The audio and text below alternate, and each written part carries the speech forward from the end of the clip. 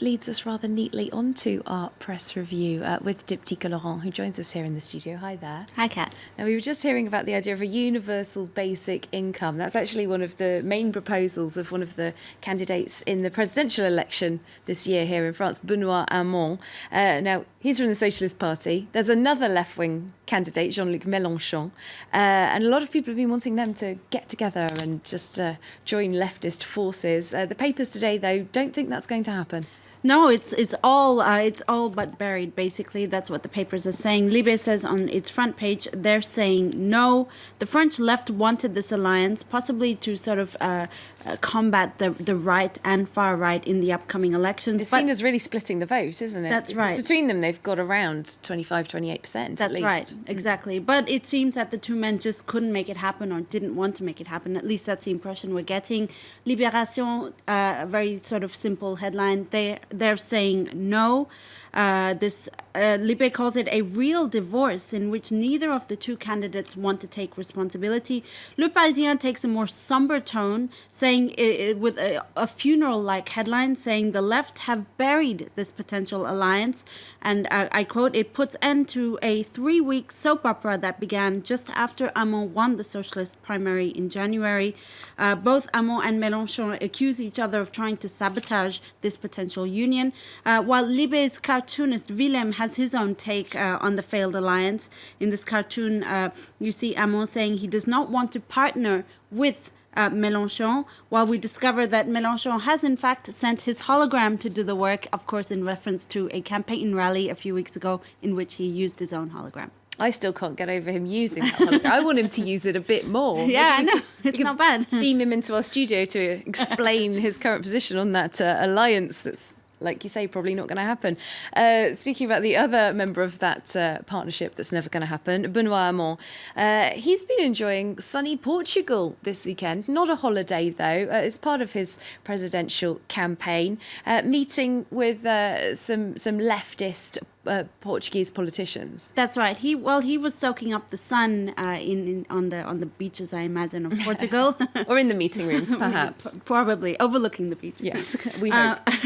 Mélenchon has presented his economic proposals, and as you can imagine, it's been raising a lot of eyebrows in the French press, particularly the conservative press, because he is proposing, for instance, things that most other candidates do not want. For instance, Mélenchon has proposed increasing public spending by 173 billion euros. Wow, that's a lot. Which, while pretty much all the other candidates are trying to reduce public spending.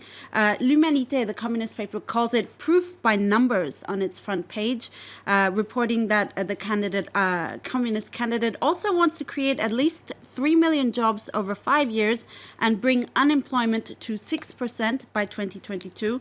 Now, the French financial paper Les Echos has something to say about this proposal. I quote from this article, Mélenchon wants to give free rein to public spending, something that will no doubt ruffle feathers in European capitals.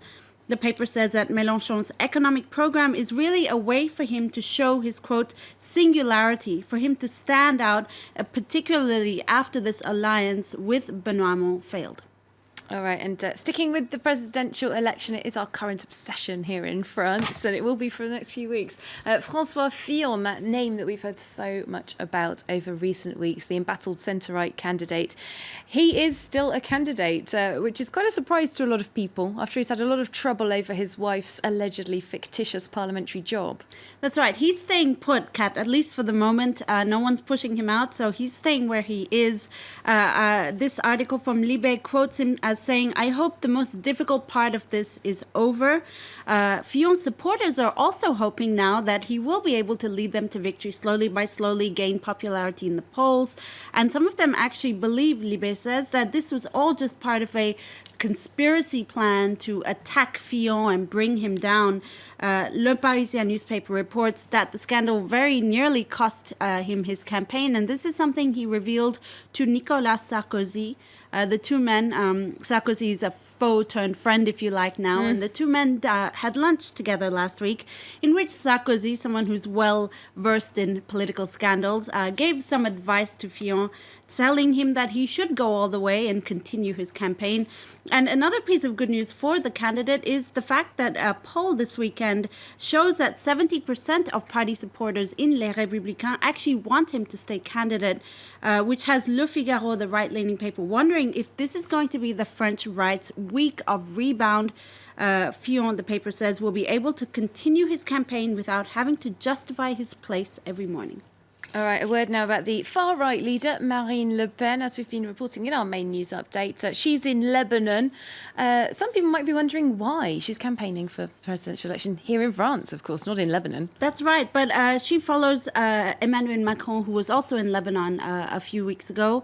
Marine Le Pen will be meeting Michel Aoun, the Lebanese president, who actually is very familiar with France because he spent 15 or so years here in exile at the end of the civil war, and then went home and re-entered politics and actually moved closer to the regime in Syria. The far-right leader Marine Le Pen will also be meeting with Saad Hariri, the Lebanese prime minister, who's rather critical of the regime. So the two Lebanese, Fillon, of course, had to cancel his trip to Lebanon because of Penelopegate. All right, we have to wait and see what comes out of that trip to Lebanon. Thanks very much, Diptyque Laurent, who'll be back with us a bit later on looking through the international papers as well.